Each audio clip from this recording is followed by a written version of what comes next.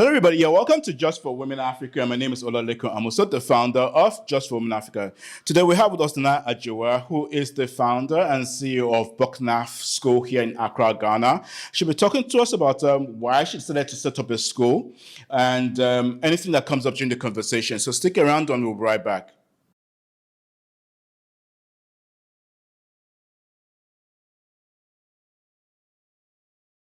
Hello, everybody. Yeah, welcome back to Just for Women Africa. And we'll have us Nana. Nana, yeah, welcome to Just for Women Africa. Thank you. Thank you for having me. All right, Nana, before we get into how you started up being an entrepreneur and owning a school, could you just tell us briefly about yourself? Okay, so my name is Nane Jiwa. I come from Ghana, but I was born and raised in Nigeria. I am fun-loving. I love people, but I'm also a very private person. I mean, it contradicts sometimes, but it works for me anyway. So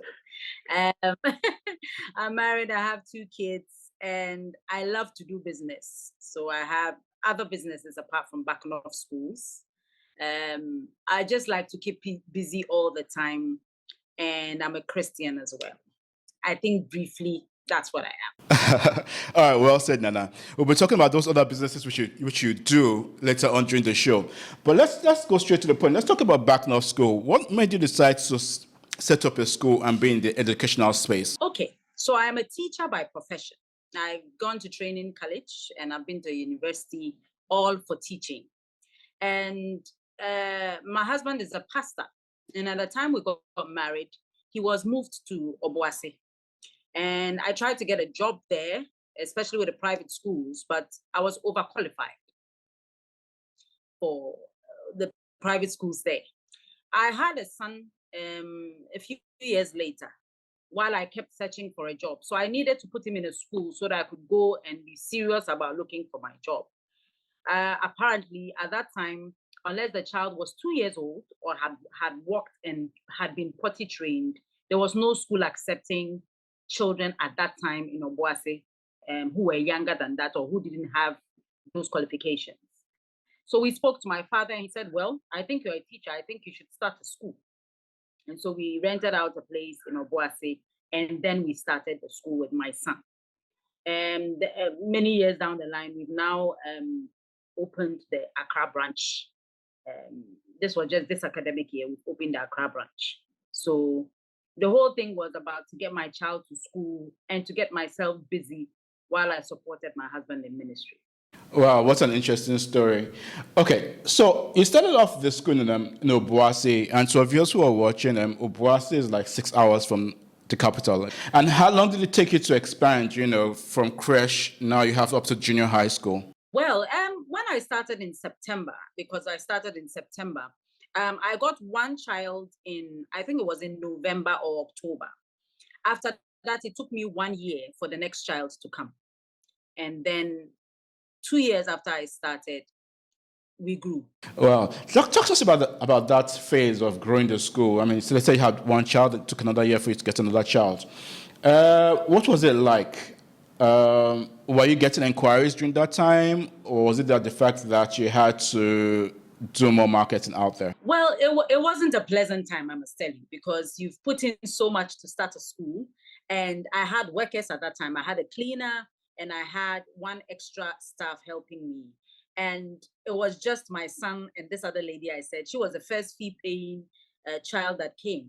So just my son, the cleaner's child, and then that lady. And from that money she was paying, I had to pay my cleaner and the other lady to be with us there. And there was just one child who was paying. So it wasn't a pleasant time, but I believed that business cannot just boom when you start. There's nothing like that. Business doesn't just grow. So we did get a lot of inquiries, but because we were new and because we were the first to start crèche in Obuasi, nobody was taking children that young. So there was a lot of skepticism. Parents would wonder, who is this person who has come to start a school and is saying they will take care of babies? Can I leave my baby here the whole day and be sure that the baby is well taken care of?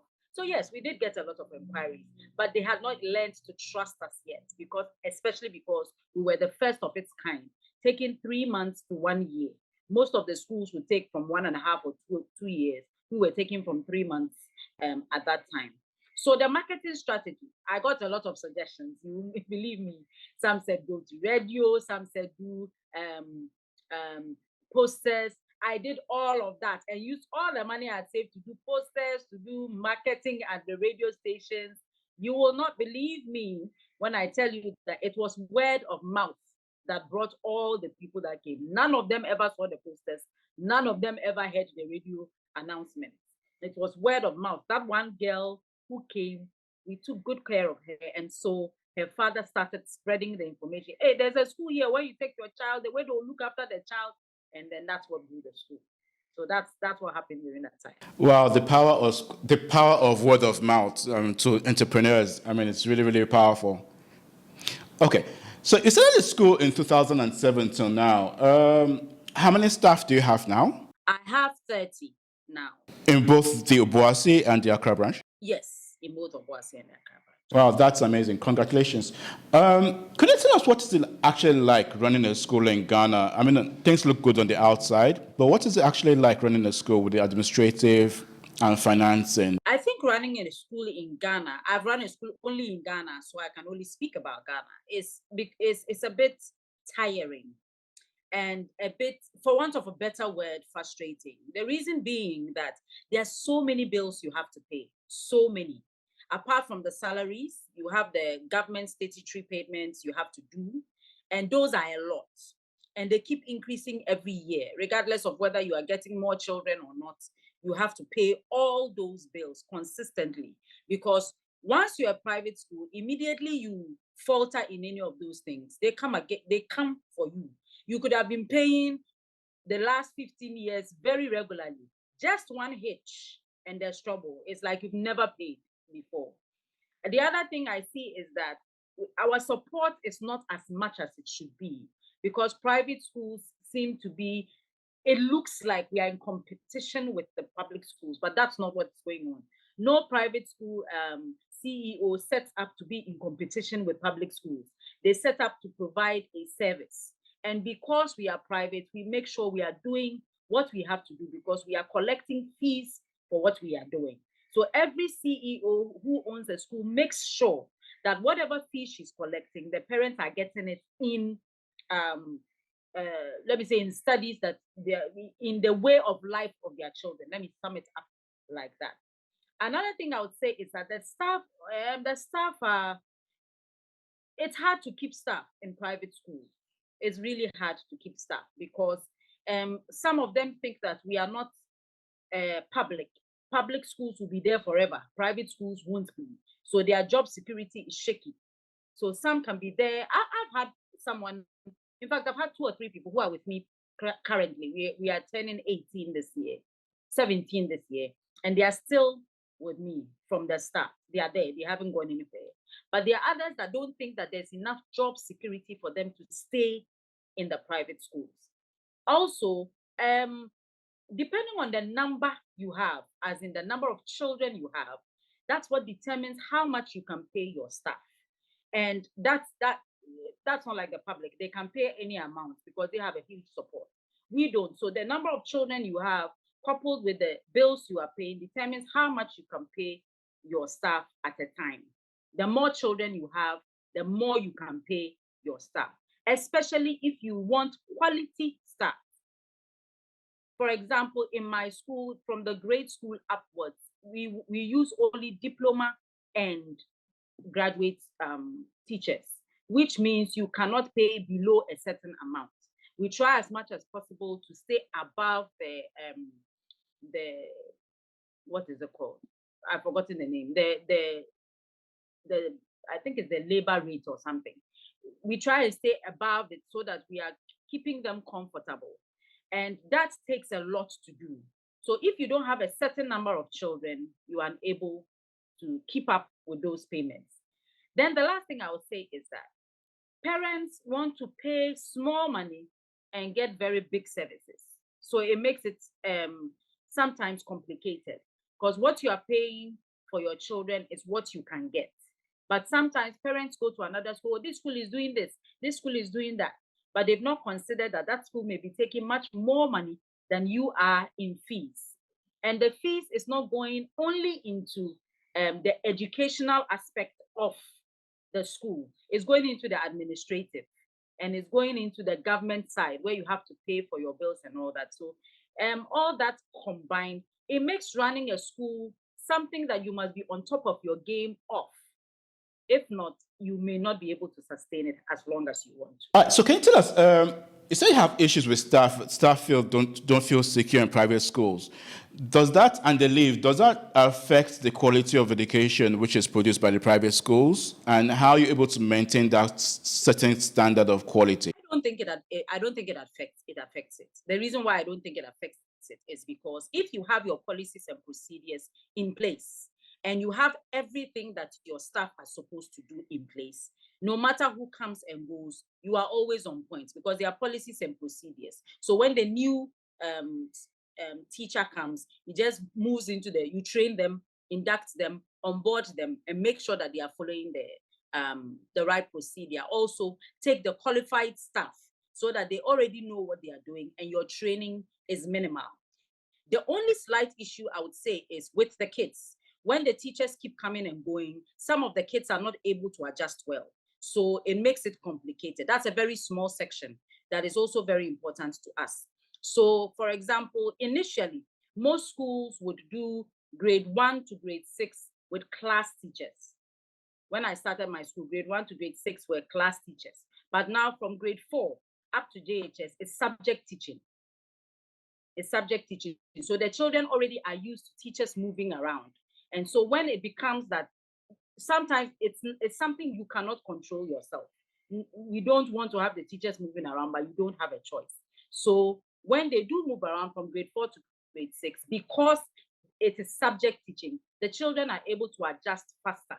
That is actually the place where in my school there's an issue, the grade 4 to grade and to JHS. That's where the teachers used to, I mean, for the last 3-4 years, I've had very stable staff. But before that, they would move around a lot. And especially in Obuasi, when a new school starts, they want to come and poach your teachers. No matter the time of the year, they want to poach your teachers because we have one of the best training for staff in Obuasi. They would rather poach ours and just let them get into starting work than bring theirs for training, if I would say that, or get trained people. But for the last 3-4 years, by the grace of God, we've been very stable in that side. You have a branch in Accra. What made you decide to open a branch in Accra after Obuasi? I think two things. First of all, expansion. Every business wants to expand. So the first thing was expansion. Accra, because it was easier for me to open in Accra because my father has a house that was there that was empty. And so I used that to start the school. So obviously, I don't pay rent for it. So that's easier to start from there. The second would be because we had parents who were moving from Obuasi to Accra, and every time they were moving, they would ask, "Is there a branch in Accra so that we can take our children there?" And for many years, I said no. So, I mean, last year I decided that why not use the opportunity since people are asking for it, and then start it there, and then we did. All right. So, as the founder of Back North, how are you able to manage both branches, one in Obuasi and one in Accra? How are you able to keep tabs on, what's actually going on in both branches at the same time? So like I said, we have policies and procedures. We have reports you have to do. We have so much documentation. That's one. Number two, we have CCTV. Number three, I go there, HR goes there. So we have a system which is run such that you are monitored almost every day, even though we are not there. So once we come and try and get monitoring, any loopholes, if any, we would immediately find out. Also, we stay in touch with the parents there to make sure that the services they are receiving is up to what we envisaged or what we said we would give to them. So these are the ways which we monitor. So tell our viewers, why should somebody bring their child to Back North and not your competitor? Well, I will tell you that in Back North, if you bring your child there, allow me to blow our horn small. One of the things I know that if you bring your child to Back North is no matter how little the child is, that child will learn. We have a class called Transition. It's for the toddlers from 1 year to 2 years old. They color, they write, they do everything school-going children do, and they are just 1 to 2 years old. Some are not even potty trained. And then our crèche, which is 3 months to 1 year, by the time they leave crèche, they know 1 finger, they know 2 fingers, they know colors. Babies know colors. And then we can assure you that we are not just concerned about your child being very good, being very good for education, but their etiquette is on point, their helping you is on point, their respect is on point wherever you take them. I can tell you, if you go on our page, you see so many parents. I have a parent who took their child from Obuasi to America. He was in kindergarten 2. When he got to America, they wanted to promote him to grade 3. So that American headmistress called me and said, "Madam, what are you doing in Obuasi?" I said, "We are changing lives. Excellence is our way of life." I've had so many calls from different places. And what I think what amazes me the most is that most of the children who leave Obuasi and have to travel abroad, I always get calls that they have been promoted twice. And it's not just abroad. Even within the schools in Obuasi, if for a reason a parent has to move the child, every time they go, they are taking 2 or 3 stages higher than where they are coming from. And I think that is a plus. We make sure that once you pay your fees and your children are with us, they will learn academically, they will learn ethically, they will learn socially, they will be an all-round child. Now, one of the things we don't do at Backnop is brag too much. We just say, bring your child, and then after 1 term, tell us what you see. So we don't blow out too much. We want you to see you see, when you eat the pudding, you will know the taste. So we want you to bring the child, come and eat the pudding, and then taste for us. That's why you should bring to Backnop and not I don't see them as my competitors. I see them as my colleagues, because I believe that we are all bringing children up to come and help Ghana become a good nation. So I don't see them as competitors. I see them as colleagues. All right, viewers, you've heard you now have a good reason to send your child to Back North, and you'll not regret it. You'll not regret it. Okay, Nana, could you tell us at Back North, do you have any curricular activities? Do the children go swimming? Do they go horse riding? What kind of activities do you have in place for children? Well, so we have a whole lot of activities. We have a whole lot of extracurricular activities. One of the things we do is that for any of the international days, say International Women's Day, we always have a theme that we use to encourage the girls and boys to know how important women are. On Valentine's Day, we don't just do Valentine. We teach a whole lot of things about love, loving your neighbor, loving the poor, loving the disabled. We have all that. Yes, we do swimming. We wanted to get into tennis. We've not yet done that. But we also do, there are so many, I can't even remember all of them. But most of the time, what we do is every term, for example, we have spelling bee. Every term, we have a big thing that we do. So we have our spelling bee is called the greatest speller. So we do it once every year. Children from all classes pick people, and then they come and compete and see how it goes. We also are part of an organization called Edify Ghana. And so because of Edify Ghana, we get to do typing competitions, we get to do community projects, we get to do, now our JHS is going to go for a program called Made for More, where the JHS children get to go to camp and be taught about the Word of God. So we have a lot of curricula. We're also part of international preschool curriculum. And so we use teaching that curriculum as well. So there's a lot that we do. Plenty.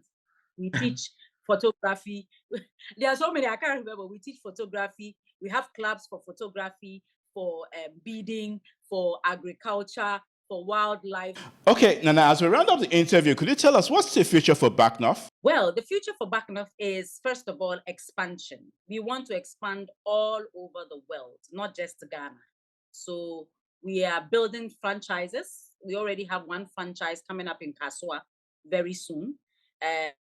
We've had someone call us from Takwa who also wants a franchise of Backnop schools. So the first, we want to do, we planned to do franchising when we were 15 years old. but we didn't start until now. So now we are getting the franchise on board to expand. And then also Backmouth wants to write its own books, textbooks for Ghana. There's a bit of I don't have a word, but when you are from crèche to nursery 2, they are not real solid textbooks for that group of people. So we want to write textbooks for that group of people and then see how that goes. And also, we do a lot of training. So in the years coming, Backmouth is going to set up a training school where staff can come from any school, come and be trained and go and deliver, so that private school poaching can stop. If they can train their staff with us, then they will be producing exactly what they want without having to poach other staff from other schools. All right. So let's talk a little bit about the franchise. When does this start? It's starting in the next academic year, which is in September. So how does that work? Could you explain to our viewers how that works? They'll just be using the name and they'll be managing their school. Yes, for this one, that's what we are doing. We are using it as a seed school. So when I say a seed school, I'm a Christian, so I just put a bit of my Christianity there. But what I mean by a seed school is that we are going to start this one as a franchise. But the main thing we are going to be doing is we are using our name, we are managing them and making sure they have the same standard that Backmouth has. However, subsequently, if you want a franchise, we would have to sit down and talk about percentages when it comes to remuneration and see how that goes while you hold on to our name and our policies and procedures. We will also give schools the option of choosing how many years they want to be franchised with us before branching out into their own, like rebranding. Some may not want to be Backmouth schools for the rest of their lives. They may just need a start. So maybe after 5 years, we would want to change our name and then be a school on our own that is not franchised from Backmouth. So we'll give all those options as well. All right, Nana, thank you so much for being with us on the show. Really appreciate it. It's been a lovely interview. Thank you. Thank you for having me. It's been lovely. Seeing you is always lovely. I really congratulate you. You're doing a good job for women. God bless you. Thank you. And to our viewers who are watching, do not forget to like, subscribe, tell a friend who knows a friend about Just for Women Africa. And to the next show from Nana I, all the way in Obuasi, it will be bye.